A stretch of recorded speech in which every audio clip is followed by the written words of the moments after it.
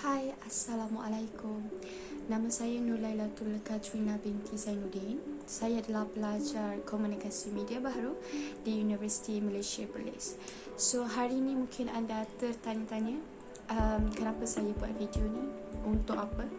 Okey, sebenarnya hari ini saya akan merungkaikan satu topik yang mungkin agak tular, yang dah panas di mana-mana media sosial, yang dah pernah terpapar di telefon bimbit anda dan juga skrin televisyen di rumah anda.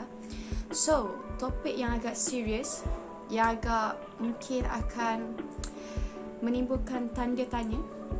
Hari ini saya akan mengulas tentang isu gangguan seksual. Okey, sejujurnya gangguan seksual ini adalah salah satu perlakuan yang tidak bermoral yang dilakukan oleh seseorang terhadap seseorang yang lain. Okey, kebiasaannya perlakuan ini dilakukan oleh seseorang yang mempunyai pangkat yang tinggi ataupun mempunyai kuasa dalam kerja dan sebagainya. Kebiasaan individu yang melakukan gangguan seksual terhadap individu lain adalah individu yang mempunyai masalah keluarga, masalah kerja dan juga pertimbangan yang kurang stabil dalam dia punya kehidupan. So, cara dia untuk release semua benda tu adalah dengan melakukan gangguan seksual. Okey, takrifan penuh ataupun maksud yang jelas tentang gangguan seksual ini adalah sebenarnya sebarang perlakuan yang berunsur seksual yang tidak diingini oleh individu ataupun mangsa, sama ada melalui lisan, bukan lisan, psikologi ataupun fizikal. Hal ini juga akan menyebabkan mangsa akan merasa tidak selesa, tersinggung ataupun terugut dengan gangguan seksual yang dilakukan. Okey, so mungkin anda semua nak tahu kan sebenarnya apa punca-punca gangguan seksual ni, apa yang kita boleh lakukan kalau kita adalah mangsa gangguan seksual, dan apa kategori-kategori gangguan seksual yang kita boleh sedar benda tu terjadi.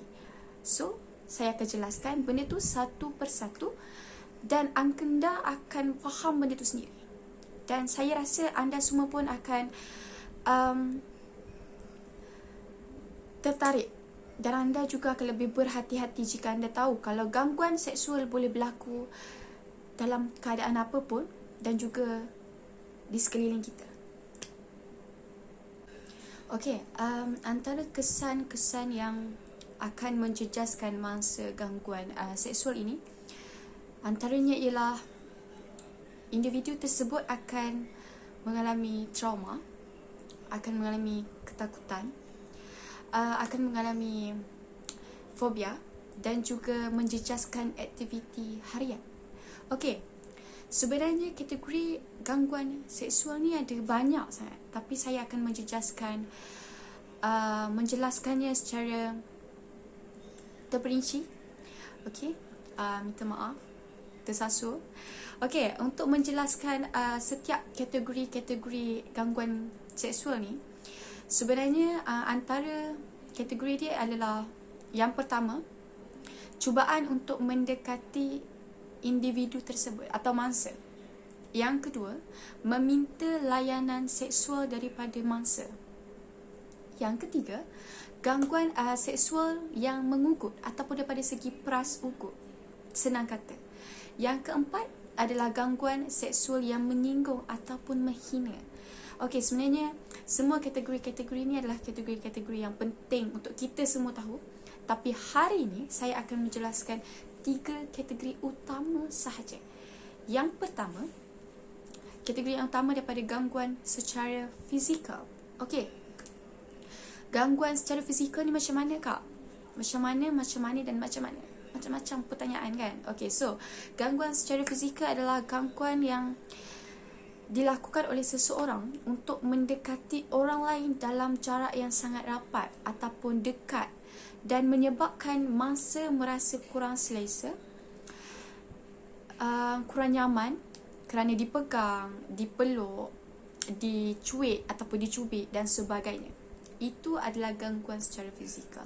Dan kebanyakannya gangguan secara fizikal ni akan berlaku di tempat kerja, dalam office ataupun pejabat, dan tempat-tempat yang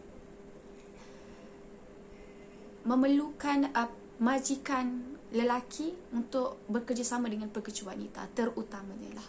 Okay, so kategori yang kedua adalah gangguan secara lisan. Okay, gangguan secara lisan ini adalah gangguan yang menggunakan bahasa-bahasa yang tidak elok, bahasa-bahasa yang kasar, bahasa-bahasa yang agak lucah lah kalau daripada segi yang semua orang akan faham. Okay, iaitu melalui perbualan, perceritaan, lawak, dan daripada segi kritikan, iaitu contohnya lah, seseorang individu ni akan berikan kritikan ataupun pujian tapi secara seksual kepada seseorang individu. Mungkin mengenai pemakaian dia, secara percakapan dia, tubuh badan dia dan sebagainya. Okey, sebenarnya gangguan-gangguan tersebut adalah gangguan-gangguan yang sebenarnya terbiasa terjadi, tapi kita sebagai individu yang tidak terdedah dengan apa-apa maklumat tentang gangguan seksual, so kita sendiri takkan ambil tahu dan kita tak tahu. So saya rasa penting untuk kita sendiri tahu mengenai semua benda ni, dan saya akan jelaskan dengan lebih mendalam lagi apa itu gangguan seksual. Okey, sebenarnya punca-punca ataupun faktor-faktor macam mana gangguan seksual ni boleh terjadi, antaranya adalah yang pertama, kuasa. Okey, kuasa ni macam mana? Macam saya cakap, antara majikan dan juga pekerja ataupun anggota bawahan. Untuk memenuhi kehendak majikan, anggota bawahan akan diberikan ganjaran yang lumayan dan setara dengan apa yang diinginkan. Tapi sebagai anggota bawahan, kita masih di bawah dan akan kekal di bawah sehingga majikan tersebut yang akan menaikkan jawatan kita ataupun pangkat kita.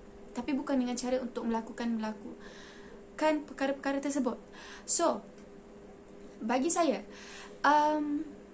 sebagai seorang anggota bawahan, kita dengan majikan tidak lebih daripada seorang pekerja dan juga bos. Pekerja yang bekerja, bos yang membayar gaji. So, sebagai anggota bawahan, kita masih menghormati dia sebagai majikan, tapi bukan mengikut semua kehendak dia. Okay? Not. Take a note apa yang saya cakap. Bukan mengikut semua kehendak dia. Apa yang salah, kita staykan benda tu sebagai benda yang salah. Kalau benda tu betul, that's fine. Okay? So, yang kedua adalah melalui pemakaian. Sebenarnya, pemakaian seorang wanita adalah satu punca yang sangat-sangat utama yang dapat menarik berlakunya gangguan seksual. Sebab apa?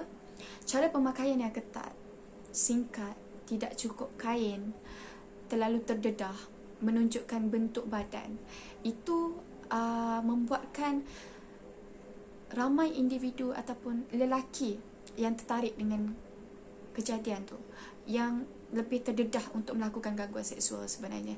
So, sebagai perempuan, tak salah untuk kita ada gaya, ada cara pemakaian yang tersendiri. Tapi selagi kita tidak membahayakan diri sendiri, selagi kita masih membela diri sendiri, it's fine. Okay, bagi Laila, pemakaian seorang perempuan adalah penting. Sebab apa? Sebab sebagai seorang lelaki, apa yang dilihat pada kita tidak sama macam mata-mata perempuan yang melihat kita. Mungkin sebagai seorang kawan, oh cantik, awak pakai macam tu, macam ni cantik, kau pakai macam ni pun cantik, anything kau pakai macam ni, kau buat tudung macam ni, is fine, cantik sangat. But for the guys, untuk lelaki, benda tu tak seperti apa yang diorang katakan pada kita. Okay, apa yang diorang tengok adalah berbeza. So kita sebagai lelaki mungkin pandangan berbeza, dan mungkin kita sebagai perempuan juga berbeza. Okay, so yang ketiga adalah melalui pergaulan sosial. Tersasul lagi. Okey, pergaulan sosial adalah pergaulan yang bebas maksudnya. Kita bebas untuk berkawan, kita bebas untuk bergaul dengan siapa pun yang kita nak. Betul tak? So, saya rasa benda ni sangat-sangat serius. Sebab zaman sekarang ni pergaulan antara lelaki dan juga perempuan dah jadi terlalu bebas. dah bebas sangat untuk bersentuhan dan sebagainya. So kita sebagai perempuan dan juga pihak lelaki kena menitik beratkan benda ni. Okey, pihak-pihak yang sepatutnya mengambil tindakan yang sewajarnya. Sebab bagi saya akta ataupun hukum-hukum dalam perundangan tidak sepatutnya terlalu satu persatu. So mungkin ada akta yang terjurus yang sepatutnya untuk gangguan seksual, supaya mangsa mendapat keadilan dan juga pemangsa akan mendapat hukuman yang sewajarnya. Bagi saya, apa pun yang kita lakukan adalah semuanya mungkin dengan kehendak Allah Subhanahu Wa Taala, tapi dengan izin dia juga perkara itu takkan berlaku dan juga berlaku. So sebagai manusia, sebagai orang yang melihat segalanya, yang kita melihat apa yang terjadi, apa yang berlaku. So Allah yang menentukan segalanya, yang mampu mengungkai segalanya, yang mampu melihat semuanya. Kita sebagai manusia pun kena berusaha dengan cara sendiri untuk mengelakkan benda itu daripada terjadi. Okey? So macam mana penjelasan saya tentang isu gangguan seksual tadi? Okey. So sampai di sini sajalah video saya pada hari ini. Terima kasih sebab meluangkan masa anda untuk menambah ilmu pengetahuan, mendapatkan maklumat yang lebih mendalam tentang gangguan seksual. So saya harap jika anda adalah mangsa gangguan seksual tanpa sedar, anda boleh melakukan tindakan yang sepatutnya. Dan jika kita masih selamat daripada isu gangguan seksual ini, teruskan dengan menjaga diri kita sendiri, macam mana kita memperbaiki segala-galanya. Okay, so apa yang dah terjadi, biarkan terjadi. Apa yang berada di depan, kita akan terus ke depan. Saya ucapkan terima kasih sebab sudi berkongsi masa dengan saya, berkongsi bual bicara dan sebagainya.